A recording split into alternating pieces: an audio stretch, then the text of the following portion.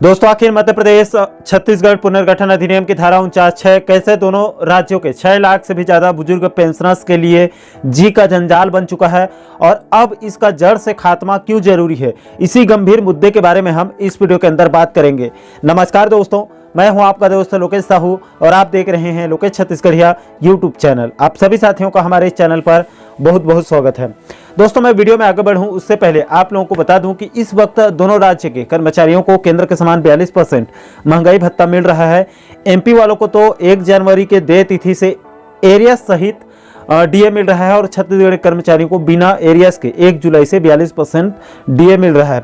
लेकिन दोस्तों, इस वक्त दोनों राज्य के बुजुर्ग पेंशनर्स को मात्र 38% महंगाई राहत मिल रहा है, जो कि अभी भी केंद्र से 4% कम है।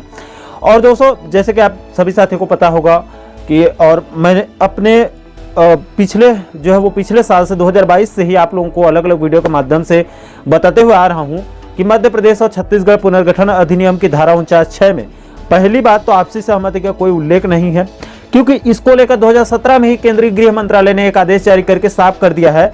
और अगर वास्तव में आपसी सहमति होती तो बिहार और झारखंड और उत्तर प्रदेश और उत्तराखंड के बीच भी आपसी सहमति होती, क्योंकि वो चारों राज्य भी उसी समय सन 2000 को ही एक दूसरे से अलग हुए हैं। लेकिन उन राज्यों में आपसी सहमति का कोई लफड़ा नहीं है।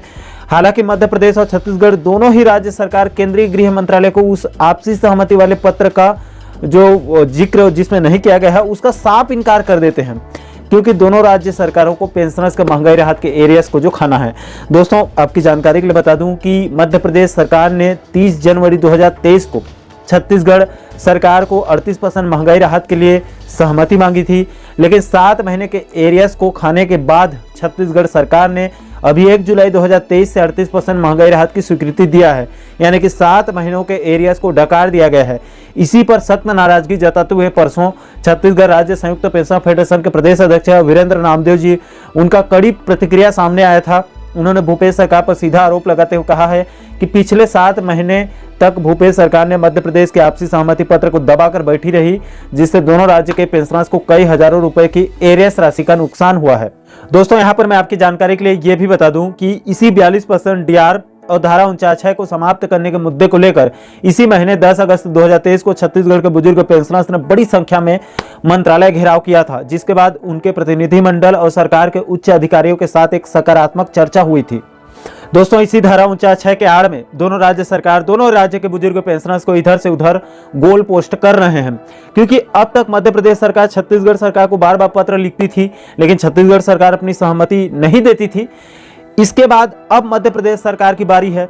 जी हाँ दोस्तों, छत्तीसगढ़ सरकार ने पहली बार सबसे पहले अपने तरफ से बीते 2 अगस्त को 42% डीआर वृद्धि के लिए मध्य प्रदेश सरकार को पत्र लिखकर सहमति मांगी है, जिसको अब तक मध्य प्रदेश सरकार से कोई रिस्पांस नहीं मिलने के कारण परसों 16 अगस्त को फिर से मुख्यमंत्री भूपेश बघेल जी ने पर्सनली मध्य प्रदेश के मुख्यमंत्री शिवराज सिंह चौहान जी को पत्र लिखकर 42% डीआर के लिए फिर से सहमति मांगी है। दोस्तों, इसी को मैं आपको समझाते हुए आ रहा हूं कि पिछले 7 महीने से छत्तीसगढ़ सरकार सहमति नहीं दे रही थी और अब छत्तीसगढ़ सरकार पत्र लिख रही है, तो मध्य प्रदेश सरकार चुपचाप उस सहमति पत्र को दबाकर बैठी हुई है। दोस्तों, इन दोनों राज्य सरकारों के गोल पोस्ट से इन दोनों नेताओं का कुछ बिगड़ने वाला नहीं है, इन दोनों राज्य के नेताओं को कुछ भी बिगड़ने वाला नहीं है। लेकिन इस प्रकार के गोल पोस्ट से दोनों राज्य के लाखों बुजुर्ग पेंशनर्स को भारी आर्थिक नुकसान जरूर हो रहा है और आगे भी होगा। इसलिए दोस्तों, अभी दोनों राज्यों में सामने में विधानसभा चुनाव होने वाले हैं और दोनों राज्यों में बीजेपी और कांग्रेस 2 अलग अलग पार्टी की सरकारें हैं।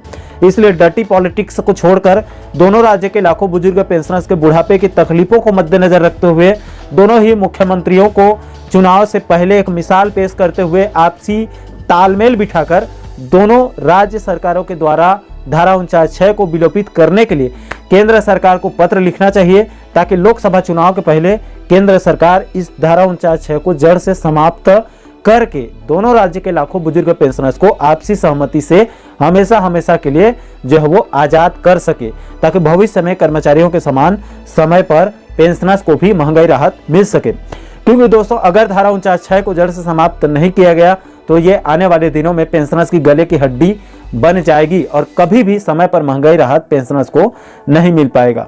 बाकी दोस्तों, इस विषय पर आपकी क्या राय है? क्या धारा 49(6) को जड़ से समाप्त कर देनी चाहिए या फिर आपके और कोई विचार हैं?